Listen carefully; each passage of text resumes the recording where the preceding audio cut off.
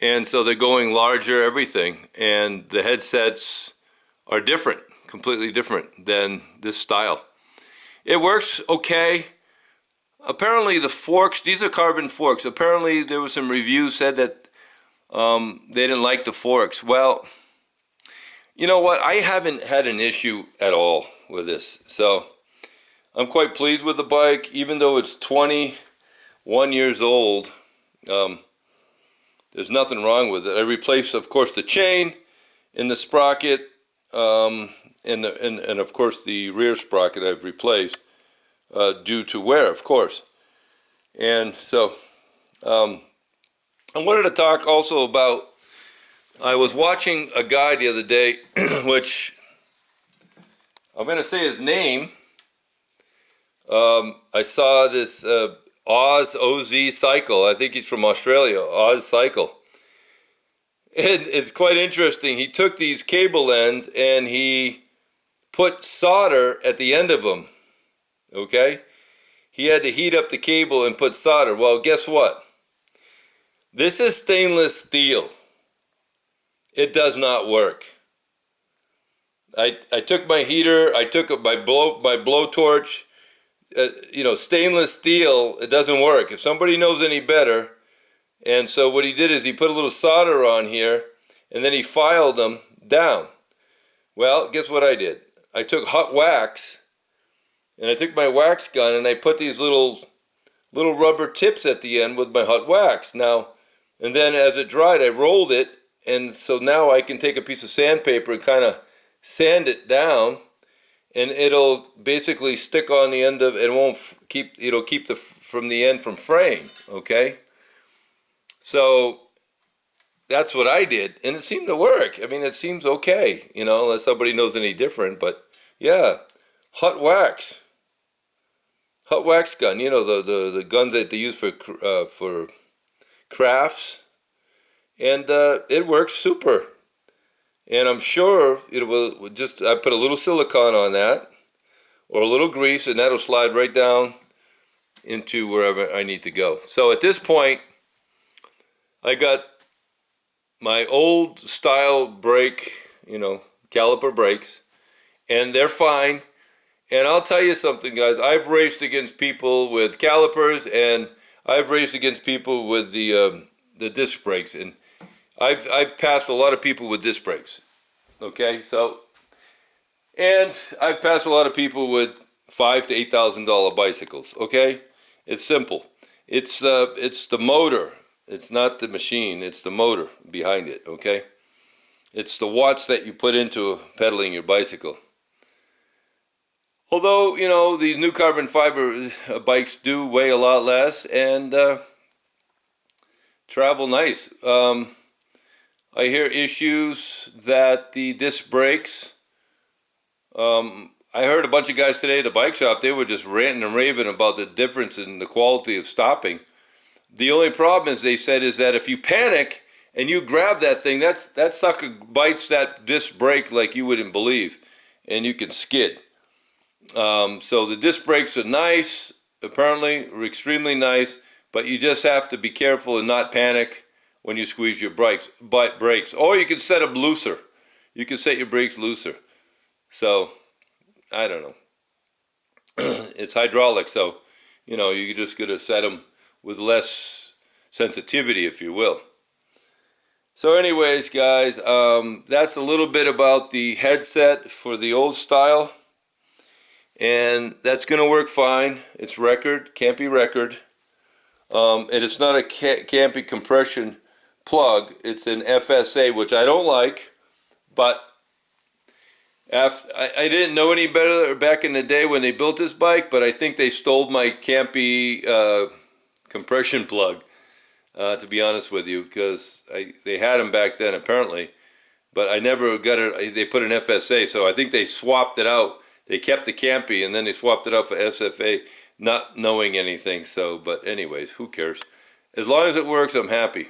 Another technical thing that I want to make known to people is that the compression plug inside, apparently, now my compression plug was about 3/4 of an inch long, and it wasn't knurled, but it was a rough surface. And people are saying, or people I've been hearing, that your compression plug should be the length of the stem part. So when you're inside the ID of the steering tube, okay, and you pull your compression plug, you tighten it up, it's expanding. It's expanding those metal flares inside, okay? It's a nut against a taper, and it expands. So when you expand something, it drives it outwards, okay? And so let's say, just, for all intents and purposes, if you had just a half of this, just that small a plug, well, you're expanding the top part, okay? Well, you guys can argue with me, but, if you put an indicator on here when you tighten your plug, you might see a little expansion more greater at the top than at the bottom, because the meat inside of your ID steering tube is pushing out here and not the full length, okay? Now, is it super critical? I don't know, but in my estimation, I would like to have a compression plug that forces the pressure against this integrated stem completely all the way down. Not just half of it or 3/4. I would like to have it all. So in other words, I need a 2-inch compression plug. And it's on order. So I have one coming. And I never knew that until I took it out and started thinking about it and reading and watching different people, technical people in the bike industry. And it makes a whole lot of sense, because, you just want that outward force to be the whole length of the carbon. Inside the tube, I understand the tube is, 800 thousandths of an inch or 25 mm inside, and you got maybe 3/8 of an inch thickness on the carbon. It's really not pushing out a whole lot. Does that make any sense? But anyway, I don't want to get into too much technical jargon, but if you just consider that when you put your plugs in, to make sure that you have a full-length plug that goes against the size, length of your stem, okay? And that includes any stem, all right? A carbon stem that's not integrated or is integrated. So consider that. And if you guys have any comments about it that people are watching, I want to hear about it. Let me know what you think. But anyways, this will sit, and I will be doing a wrap. I bought some nice orange wrap to actually match the Eddie Merckx, and I'll be wrapping this and show you guys how to wrap the whole thing up to here. Now, I'm not going to wrap this part, I don't think, because I don't know how far I'm going to go up. Normally you're going to be sitting down on the bicycle and you're just going to be resting on this so it's flat. The most important part, I would think, is, from here over, because you put your hands up here when you're climbing a hill. Some people do put their hands here and they're climbing, but I'm not going to be racing like a madman anymore. Who knows? I might be, but I don't think it's going to make a big difference. And if you guys out there who are watching this have any comments about wrapping this all the way or not, I'm going to be looking around and see if people wrap this. I don't think they do. I think I'm going to wrap it right up to this point, because that's where the indent shows, right here. So just wrap it to there.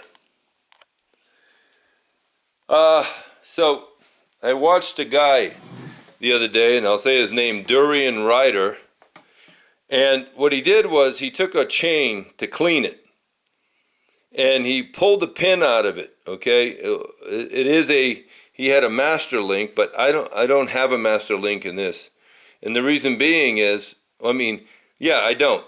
I had the original link that came with camper. It was already out, and I push it in when it came, and I'm going to leave it that way until it's ready to replace the chain. Now, with that being said, I have this little handle plastic box that you hold, and it fills. It's a Park Tool. I think it's a Park Tool device from Park Tool, and basically you fill it up with let's say simple green or degreaser. You don't want to put gasoline or anything like that. You don't want to put chemicals that are really strong. So simple green or break down a degreaser. And what I do is I attach it and I hold it, and I pedal my pedal, okay? And you hold this little box, and the chain runs through a couple of sponges and brushes, and it actually cleans off the chain, okay?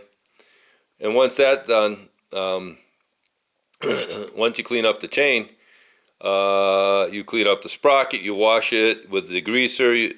You can do either or first. You can do the front, degrease all that, do the back, degrease all that. And then you put this little box with a handheld device, and you just pedal it, and it washes. It's pretty unique, and I'll show you guys tomorrow on a video after this dries.